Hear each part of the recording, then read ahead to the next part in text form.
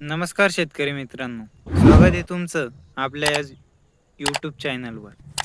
आज आपण बघणार आहोत टमाट्यामध्ये कोणतं खत सोडल्याने जास्तीत जास्त सेटिंग चांगली होते. तर चला व्हिडिओला सुरू करू.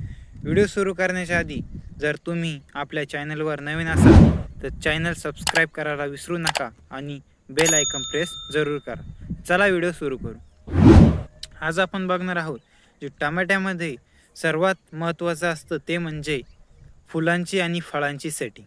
हे होण्यासाठी आपल्याला कोणते खते वापरली पाहिजे जेणेकरून जास्तीत जास्त फुल सेटिंग आणि फळ सेटिंग होईल. त्याकरता आपल्याला सगळ्यात आधी जे खत घ्यायचं आहे ते आहे 14-48-14.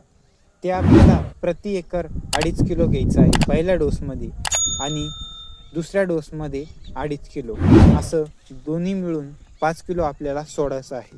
आणि त्याच्यानंतर 8 दिवसाच्या गॅपने आपल्याला जे खत सोडायचं आहे ते आहे 13-40-13. प्रति एकर 3 किलो हे आपल्याला सोडायचं आहे. त्याचे खूप सारे फायदे आहे. जे फळाची सेटिंग आहे ती चांगली होती आणि जे फुलाची सेटिंग देखील चांगली होती. 13-40-13 आपल्या प्लॉटमध्ये सोडलेलं आहे. त्याचा रिझल्ट तुम्ही बघू शकता.